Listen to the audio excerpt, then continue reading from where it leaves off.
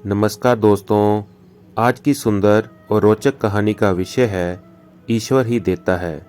तो आइए सुनते हैं ईश्वर की कृपा की एक सुंदर कहानी। एक विशाल नगर का राजा बड़ा ही दयालु था। वह ईश्वर का परम भक्त और अपनी प्रजा के सुख दुख का ख्याल रखने वाला था। उसके राज्य के लोग बहुत ही खुश थे।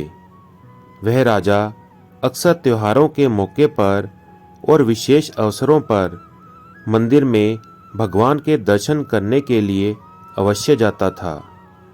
वह जब भी मंदिर जाता तो दो भिखारी उसके दाएं और बाएं बैठा करते। दाईं तरफ वाला कहता कि हे ईश्वर, तूने राजा को बहुत कुछ दिया है, मुझे भी दे दो। उधर बाईं तरफ वाला कहता कि हे राजन, ईश्वर ने तुझे बहुत कुछ दिया है, मुझे भी कुछ दे दो।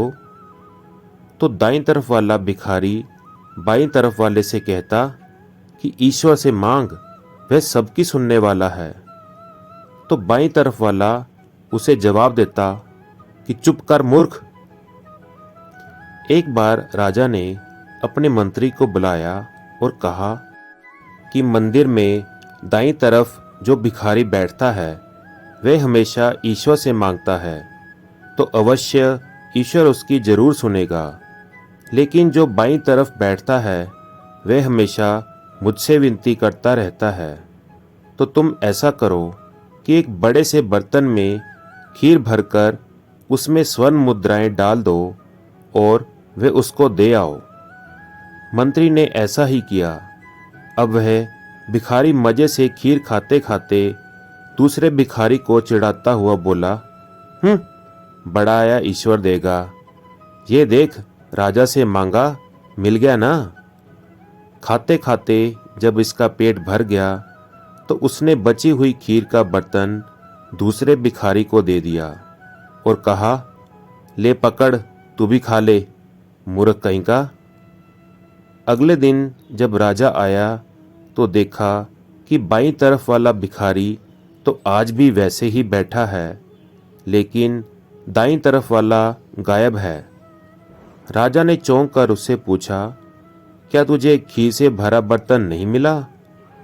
तो भिखारी बोला, जी बर्तन मिला था राजा जी, क्या स्वादिष्ट खीर बनी थी, मैंने खूब पेट भर करके खाई। तो राजा ने पूछा, फिर? तो भिखारी बोला, फिर जब मेरा पेट भर गया तो वह जो दूसरा भिखारी यहाँ बैठता है मैंने उसको दे दी। मूर्ख कहीं का, हमेशा कहता रहता था कि ईश्वर देगा, ईश्वर देगा। तो मैंने कहा, ले बाकी की बची हुई तू खा लेना। लेकिन फिर जब उसने खीर खाई तो खीर खत्म होते ही अचानक उसे पता नहीं क्या हुआ और वह खुशी से झूमने लगा और भगवान को धन्यवाद देता हुआ यहाँ से चला गया। तो राजा मुस्कुराकर बोला, अवश्य ही ईश्वर ने उसे दे ही दिया। तो दोस्तों, कैसी लगी आपको ये कहानी? प्लीज़ कमेंट करके ज़रूर बताएं और इसी प्रकार की अच्छी अच्छी और सुंदर कहानियाँ सुनने के लिए चैनल को फॉलो करना और सब्सक्राइब करना ना भूलें। धन्यवाद। जय श्री कृष्णा।